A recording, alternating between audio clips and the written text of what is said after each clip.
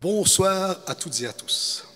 Tout d'abord, je dois excuser Madame la bourgmestre qui devait dire un petit mot d'introduction, mais elle est coincée quelque part entre Athènes et Bruxelles et elle vient de m'envoyer un SMS pour me dire qu'elle serait peut-être là vers 20h30, 21h, mais voilà.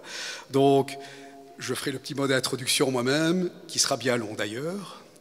Et tout d'abord, je vous remercie bien évidemment d'être là, mesdames, messieurs, chacun en vos titres et qualités, parce que c'est un grand moment que d'une part le centenaire de la procession et d'autre part le passage de relais. Je vais y revenir. Il est vrai qu'après 2 années entre parenthèses, c'est peu dire que nous sommes impatients de revivre les traditions du lundi de Pentecôte, qui nourrissent bien évidemment, pour nous tous, sonégiens, notre identité et qui nourrissent évidemment aussi notre âme. Je ne sais pas si vous êtes comme moi, mais chaque fois, chaque année, à l'approche du lundi de Pentecôte, et même dans les jours qui précèdent, j'ai toujours eu l'impression que le cœur de la ville battait un peu plus fort, un peu plus vite.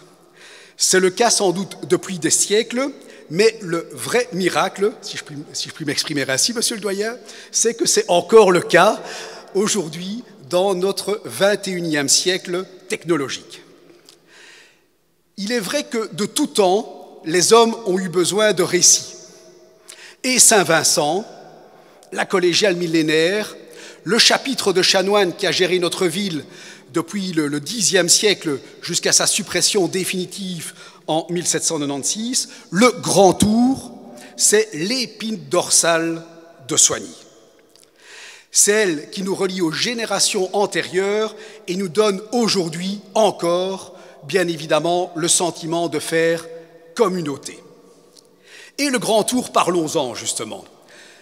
C'est passé quasiment inaperçu, à savoir qu'il a été reconnu patrimoine oral et immatériel. Non pas encore de l'UNESCO, peut-être un jour, restons humbles, mais de la Fédération Wallonie-Bruxelles.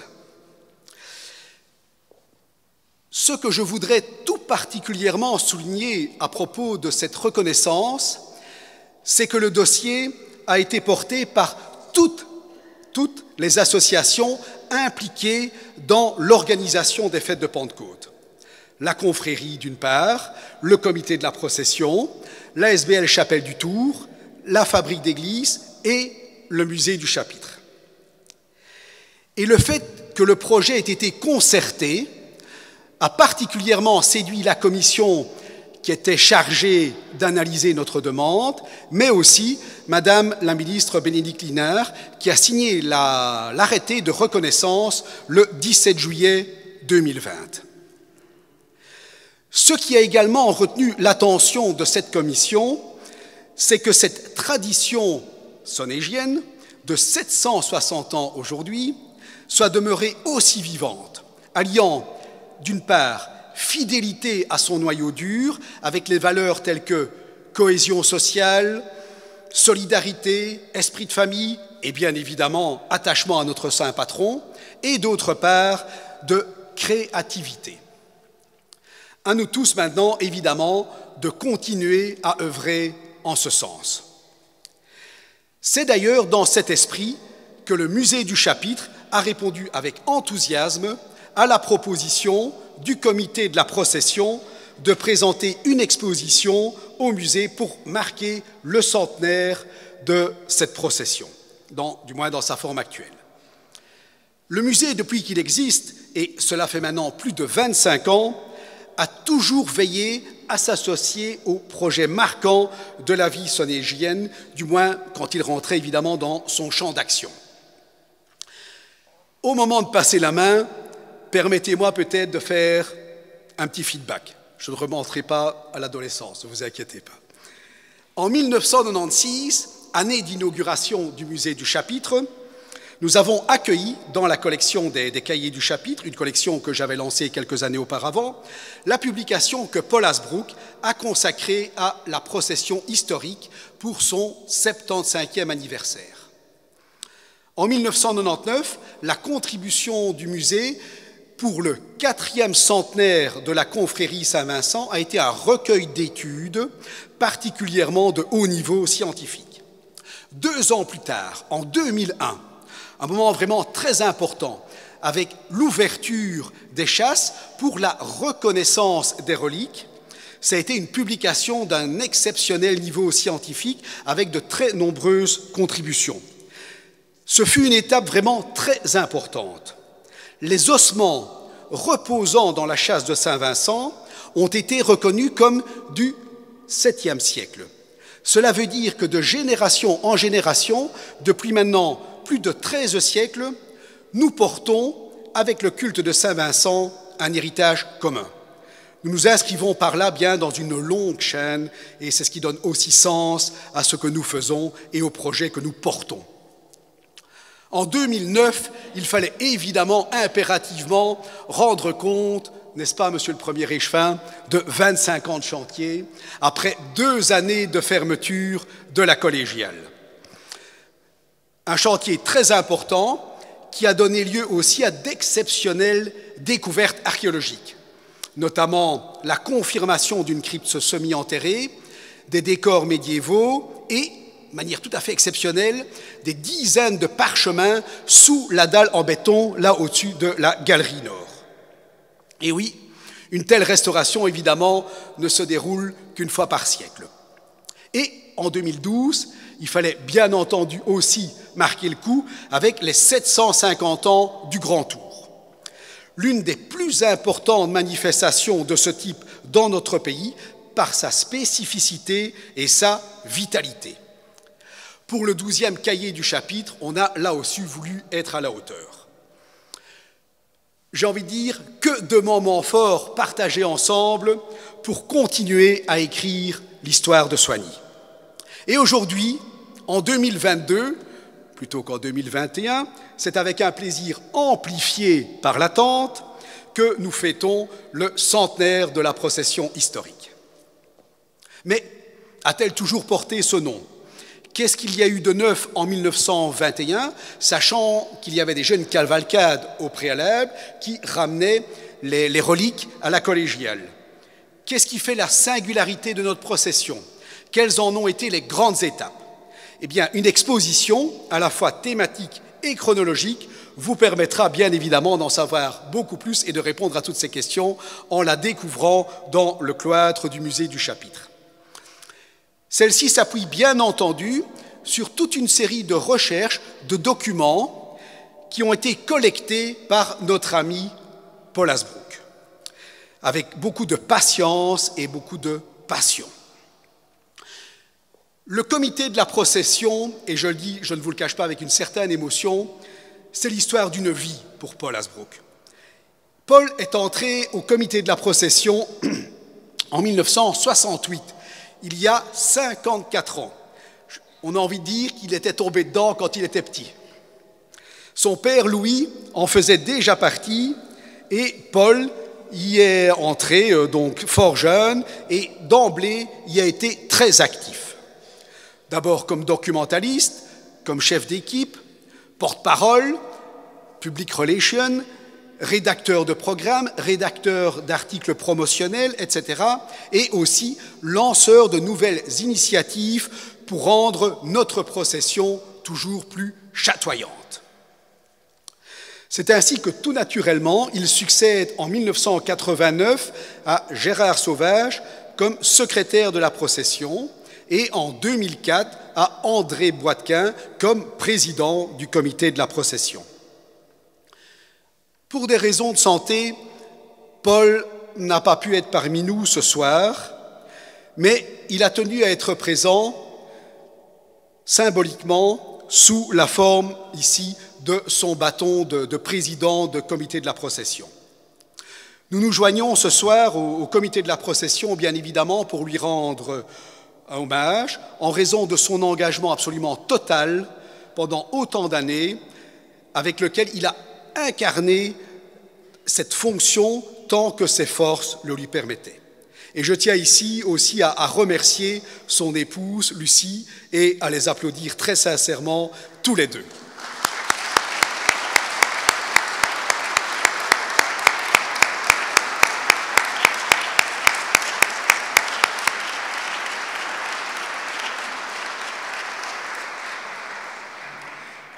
merci pour eux. Le musée du chapitre présente aussi une deuxième exposition à laquelle nous pensions depuis quelques années. Mais elle nécessitait pas mal de recherches et la célébration du centenaire de la procession historique a été une bonne opportunité pour se pencher sur le sujet. Son nom résonne familièrement dans l'oreille de pas mal d'entre nous, dès lors qu'un nom de rue à Soignies porte évidemment son nom.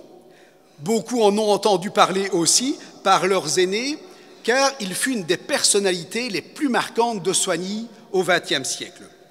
Les plus anciens parmi nous, ceux qui ont au moins 75 ans, ont d'ailleurs peut-être, et j'en connais l'un ici, puisque un de ces témoignages se trouve sur un des panneaux qui se trouve dans l'exposition, certains d'entre nous, comme je le disais, donc, ont eu la chance de le connaître et de le rencontrer. Il s'agit bien sûr du chanoine Paul Scarmure, qui a été curé doyen de notre paroisse de 1931 à 1951. Alors, certains d'entre vous me diront, mais un chanoine au XXe siècle, alors que le chapitre Saint-Vincent a été supprimé à la fin du XVIIIe siècle, en 1796. Comment l'expliquer? Pourquoi a-t-il tant marqué les esprits, ce fameux chanoine? Quel a été exactement son rôle dans la restructuration de la procession en 1921? Eh bien, là aussi, une exposition vous permettra de répondre à toutes ces questions. La personnalité, en fait, de ce Sonégien d'adoption est à multiples facettes. À travers celle-ci, nous pouvons relire quelques pages de l'histoire locale. Vous la découvrirez à l'étage du musée dans la salle qu'on appelle la salle de l'Aunois, qui est plus propice à la conservation des objets réunis pour évoquer justement notre fameux chanoine. Vous y découvrirez notamment que le chanoine Scarmure a été très certainement le premier conservateur de la collégiale, très soucieux d'entretenir, de valoriser et d'enrichir son patrimoine. Alors figurez-vous, où sont-ils? Qu'il y a des Scarmures parmi nous ce soir, des arrière-petits-neveux de notre fameux doyen. Une vieille connaissance, assise là-bas quelque part, avec qui j'ai coté il y a maintenant évidemment de très nombreuses années, m'a donné, il y a aussi un certain nombre d'années, une plaque portant le nom de rue Chanoine Scarmure.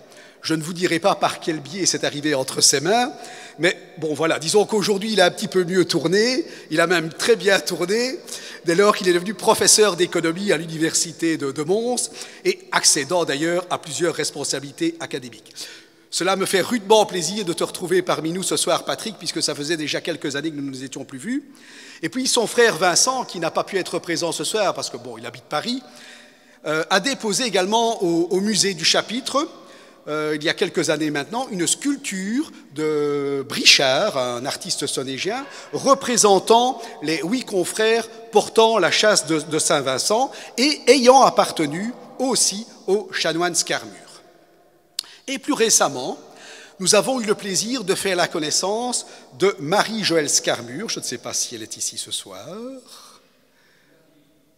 Elle arrive. Ah ben voilà. Ben nous allons l'attendre alors, si elle arrive.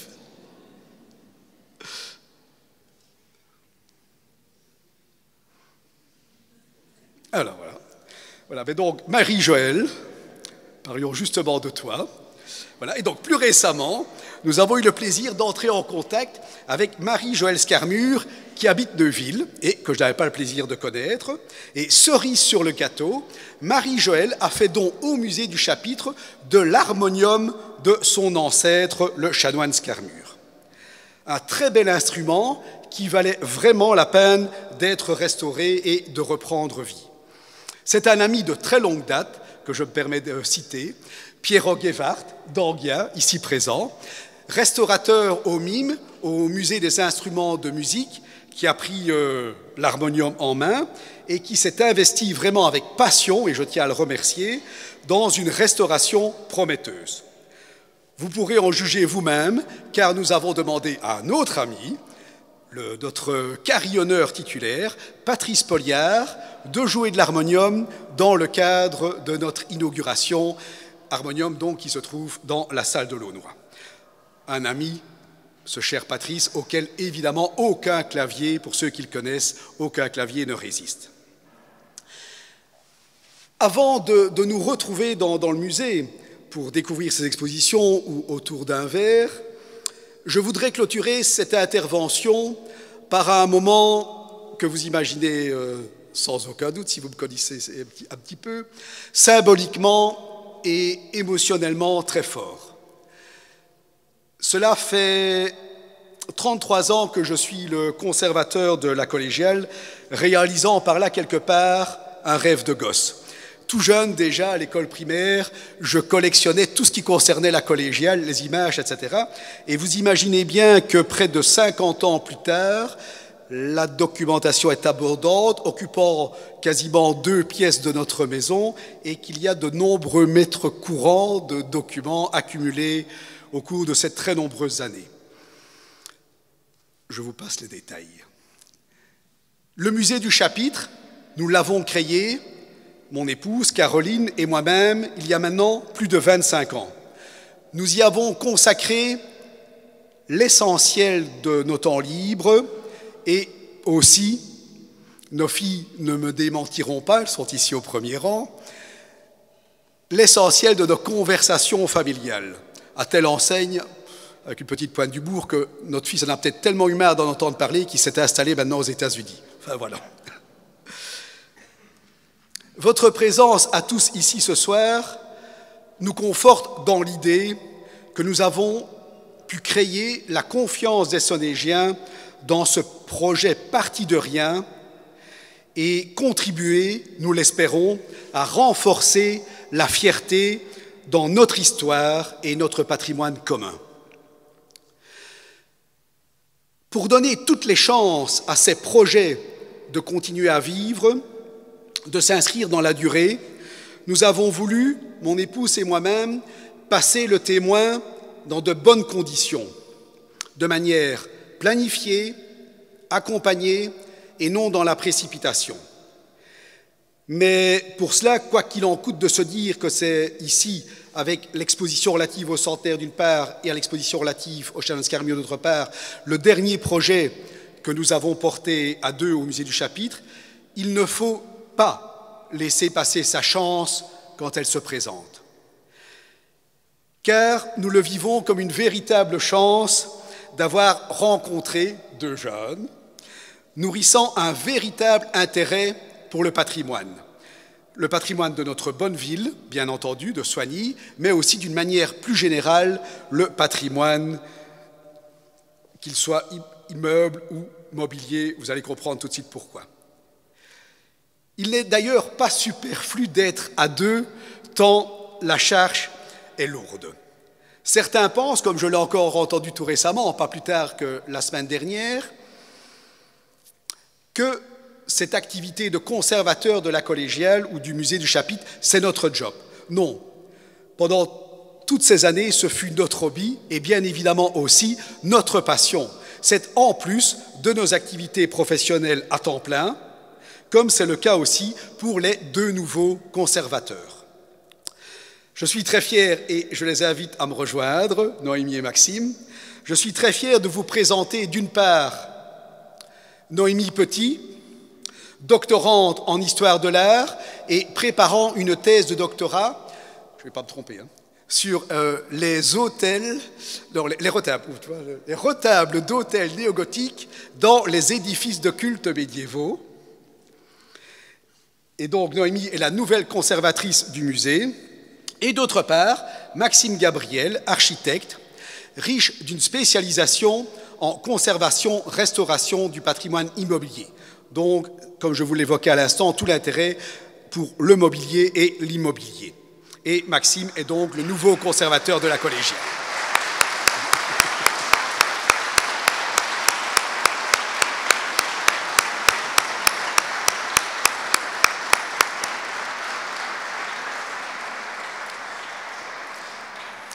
Ces deux jeunes, en fait, se connaissent bien, et même très bien, Et quand j'ai été les trouver chacun l'un après l'autre, à vrai dire, je ne savais pas qu'ils se connaissaient. Voilà. Mais ça tombe bien, puisqu'ils ont des personnalités très différentes, mais aussi des compétences complémentaires. C'était le cas aussi, et c'est toujours le cas d'ailleurs, pour Caroline et moi, donc je serais tenté de dire que ça nous semble de bon augure. En tout cas, chers membres de la Fabrique d'Église, je peux dire que nous leur remettons les clés avec confiance. Et je saisis évidemment l'occasion qui m'est donnée ce soir pour remercier tous ceux qui nous ont toujours soutenus depuis autant d'années. Notre famille tout d'abord et tout particulièrement nos filles, et notre fils bien sûr, même s'il n'est pas là, nos amis qui s'occupent encore une fois ce soir de l'intendance, merci à eux, la Fabrique d'Église bien sûr, le conseil d'administration du musée du Chapitre, les partenaires du musée et les nombreux donateurs. Car les collections du musée se sont évidemment considérablement enrichies depuis son inauguration en 1996. Et encore depuis notre dernière inauguration ici même en 2018. Notamment, vous pourrez découvrir dans le cloître, dans le bras de cloître, une deuxième toile du peintre surréaliste Rémy van den Abel, une représentation du Golgotha qui a été offerte par son fils Jean-Paul au musée. Un superbe calice qui a été offert par M. Pierre Ferbu, originaire de Soigny, et que vous pourrez découvrir également dans la salle des donateurs. Un très beau Christ en croix du XVIIIe siècle offert par la famille Ecquet de Jemappes, et enfin l'harmonium que j'ai évoqué, offert par Marie-Joëlle Scarmure. Merci bien évidemment à tous pour votre confiance, pour votre présence. Rendez-vous bien entendu samedi matin, ici même, à 10h45, pour l'ouverture des fêtes de Pentecôte en grande pompe, avec une cérémonie théâtralisée en costume et en musique. On tient vraiment que vous soyez tous présents. Et puis, bien sûr, pour la suite, et tout particulièrement, le lundi de la Pentecôte avec le Grand Tour et la procession historique centenaire. Merci à tous.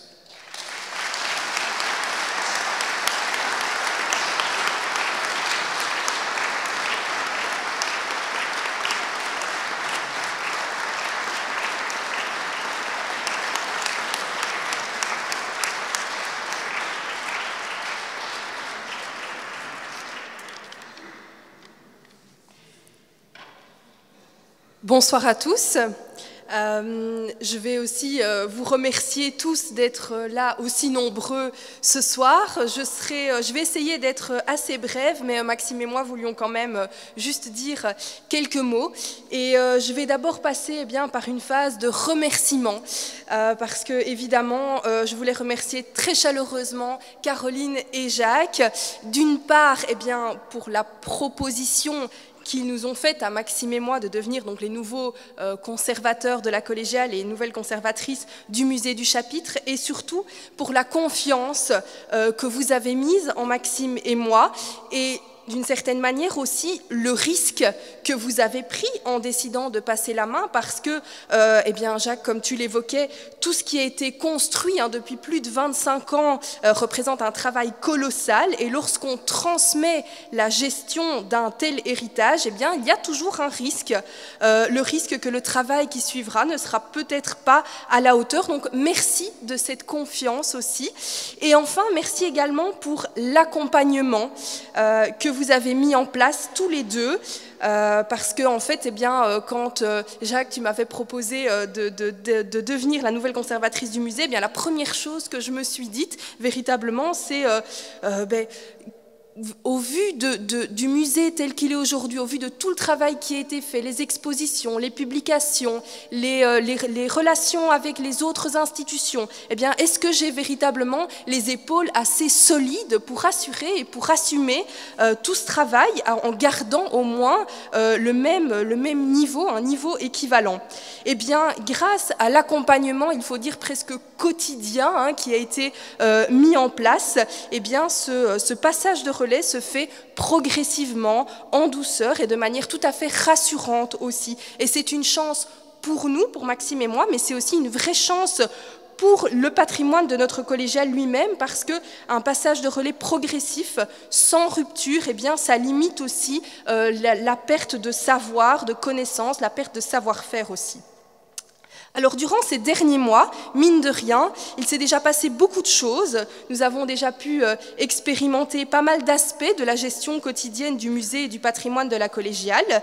Et il est vrai que ça nécessite beaucoup de temps, beaucoup d'énergie aussi. Mais heureusement, à côté de ça, il y a aussi toute une série de bénéfices qu'on peut en retirer.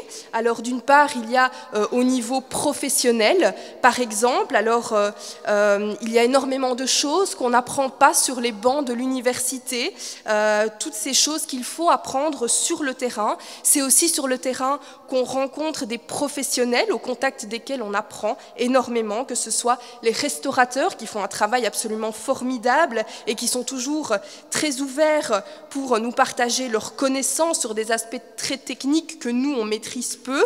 Donc les restaurateurs, mais aussi les autres musées, les autres institutions, les autres trésors d'église avec lesquels on est en contact, mais aussi les chercheurs qui viennent travailler ici, étudier notre patrimoine et qui sont, pour utiliser l'expression bien connue, passionnés et passionnants et avec lesquels on a toujours des échanges extrêmement riches. Alors à côté de tous ces bénéfices au niveau professionnel, eh bien, il y a aussi le côté humain. Alors j'ai rencontré des personnes ici à la collégiale, au musée, au sein de l'ASBL Musée du Chapitre, des personnes qui sont extrêmement bienveillantes, très à l'écoute aussi. Alors je ne vais citer le nom de personne pour être sûre de n'oublier personne, mais ce côté très humain, c'est aussi une très belle richesse. Et enfin, et je terminerai avec ça, durant ces derniers mois, alors on a mené différents projets. Vous allez découvrir donc ce soir ces deux expositions, le superbe travail mené donc par Caroline et Jacques, mais il y a eu d'autres choses aussi.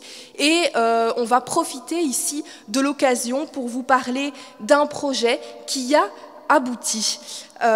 C'est vraiment l'occasion de vous en faire part ce soir et de vous annoncer cette bonne nouvelle. Alors, il y a quelque temps, la Fédération Wallonie-Bruxelles nous a contactés car elle souhaitait mettre sur sa liste des trésors. Donc, les trésors de la Fédération, c'est un ensemble d'œuvres d'art considérées comme exceptionnelles. Elle souhaitait mettre sur sa liste la chasse de Saint-Vincent. Alors nous avons établi un dossier explicatif et argumenté qui a été donc débattu en commission et la ministre de la Culture, Madame Bénédicte Linard, s'excuse de ne pas pouvoir être présente ce soir pour vous l'annoncer elle-même. Eh bien, la chasse de Saint-Vincent a été classée donc comme trésor de la Fédération en date du 17 mai dernier. Voilà. Ce classement, en fait, s'inscrit...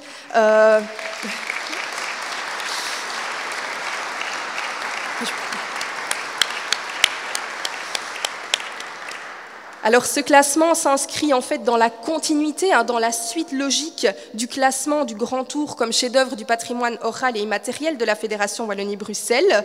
Et un des critères qui a été mis en avant pour ce classement fut véritablement l'attachement de la communauté sonégienne, des Sonégiens, à leur saint patron. Et cet attachement se manifeste aussi par la grande proximité physique avec la chasse, notamment lors du Grand Tour, où tout le monde se réunit autour de la chasse. Et le classement de la chasse, c'est véritablement la reconnaissance de son importance dans la communauté sonégienne, aussi bien sur le plan cultuel que culturel. Voilà, je vais terminer ici ma brève intervention. Je voulais juste donc partager avec vous cette bonne nouvelle. Je vous remercie pour votre attention et je vais céder la parole à Maxime. D'ailleurs, Maxime, que je remercie aussi pour la collaboration, parce que c'est vrai que, comme Jacques le disait, on se connaît depuis un moment et donc maintenant, on travaille ensemble, ce qui est aussi une grande richesse.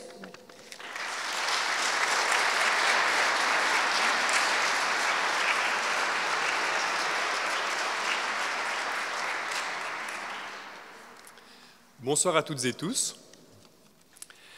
Alors moi je vais aussi revenir un peu en arrière. Il y a 5 ans, à cette même saison, je terminais épicurien mes études d'architecture, en anticipant tout doucement, mais vraiment tout doucement, un master de spécialisation en patrimoine. Je n'aurais pas pu imaginer à cette époque-là me tenir ici aujourd'hui devant vous dans ces circonstances. À la fin du dit master, tandis que j'étudiais un bâtiment pas très loin d'ici, à la rue Henri-Leroy, Pareil, je ne pouvais pas penser qu'à un moment donné, je traverserais la rue pour arriver ici et m'occuper d'un édifice tel que celui-ci, aussi prestigieux. Et pourtant, je venais de faire la rencontre de Jacques. Quelques temps plus tard, celui-ci me proposait de prendre sa relève en tant que conservateur de la collégiale. Au-delà de l'honneur, c'était surtout une surprise très précoce. À 25 ans, les implications et les responsabilités me dépassaient. Mais c'est quoi être conservateur? Pour certains, conservateur, ça rime avec concierge. Alors, à part 3 lettres et le fait de disposer des clés, il n'y a rien en commun. La charge de la fonction, c'est la préservation et la mise en valeur de l'édifice autant que de ses collections. Ceci passe par un regard attentif aux conséquences de l'écoulement du temps sur les matières, ainsi qu'un dialogue permanent avec ceux qui en ont usage et qui s'y intéressent. On peut donc résumer ça à des considérations techniques, scientifiques, autant qu'humaines, comme Noémie a pu le dire d'ailleurs. Il y a également une notion de projet et de perspective, pour aller toujours plus loin avec les moyens disponibles. Et puis, sur un plan plus personnel, transcendant ces dimensions, il y a une forme d'attachement à ce que l'édifice représente. Car un tel monument est passé au-delà de la dimension catholique pour devenir un bâtiment avec une valeur culturelle vraiment universelle. Ça se retrouve notamment auprès de la population sonégienne et on le remarquera encore ce week-end quand on verra les milliers d'yeux qui seront rivés sur la collégiale lors des festivités de Pentecôte. Concrètement, tous ces beaux termes que j'ai utilisés, ça donne quoi? Mais voici près d'1 an et demi que nous avons entrepris de comprendre toutes les facettes de la tâche. À l'image d'un maître et du sous-maître qui se transmettent un bâton illustrant leur fonction pendant une année, une métaphore qui parlera à certains ici, j'en suis sûr, Jacques a pris le temps de nous impliquer dans chacun des travaux, chacun des projets, chacun des contacts avec l'extérieur, que ce soit des visiteurs, des restaurateurs, des donateurs, des étudiants ou des partenaires. Et pour ça, j'aimerais bien remercier Jacques aux côtés de Noémie. Jacques, je t'invite à venir également.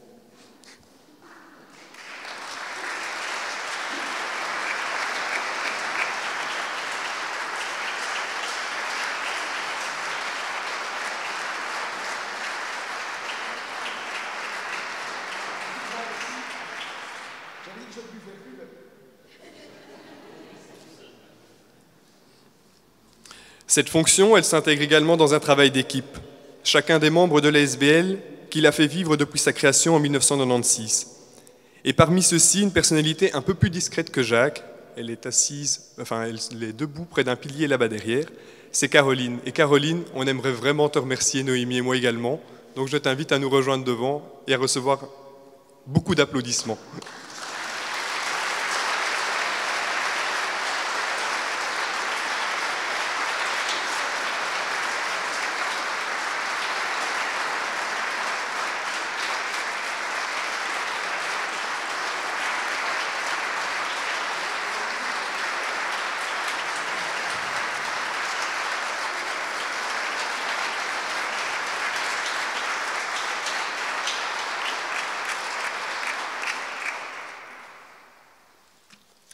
La collégiale, enfin, c'est en effet son trésor qui repose de la plus belle des façons au musée du chapitre qui a été conçu par Caroline et Jacques. Noémie en reprend la charge en même temps que moi. Je remercie de manière générale Jacques, Caroline et la Fabrique d'Église d'avoir associé nos compétences et nos affinités dans ce duo. Le train est sur les rails, comme on dit, pour poursuivre la valorisation de ce patrimoine au caractère tant commun qu'exceptionnel, et nous nous savons bien encadrés pour aborder la suite de la meilleure des manières au fil des indéfinies saisons qui vont se défiler. Mesdames et messieurs, je vous remercie beaucoup pour la présence ce soir et je pense que maintenant le moment est venu de pouvoir découvrir les 2 expositions ainsi que le musée qui se trouve là-bas derrière. Et si jamais vous voulez accompagner ça, le bar est également ouvert.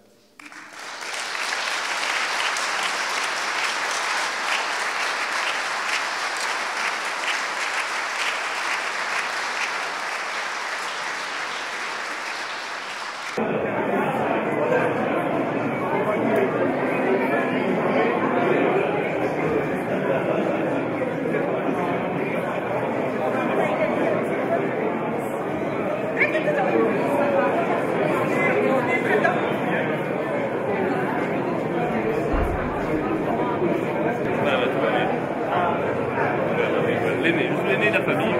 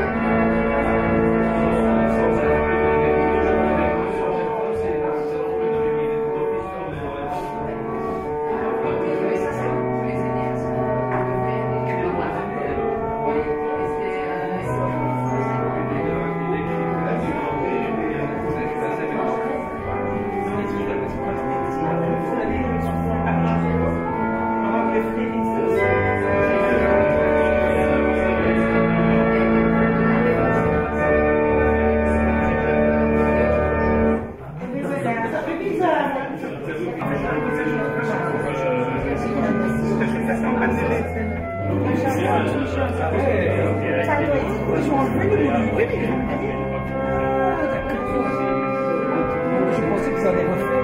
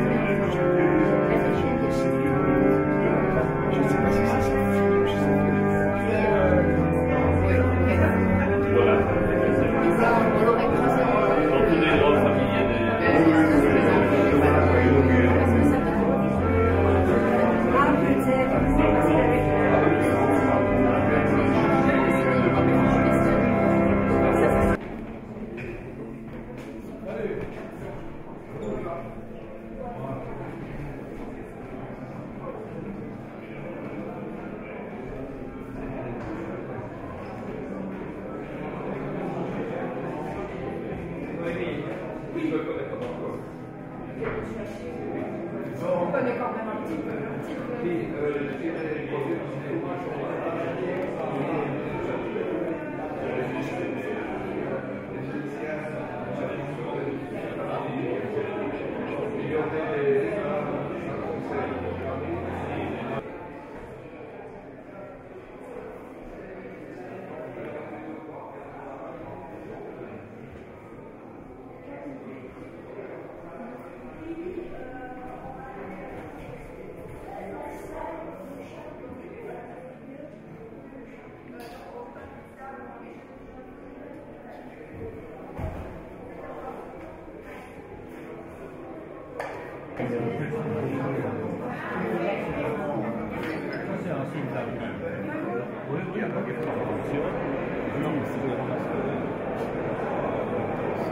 Je vois les dossiers.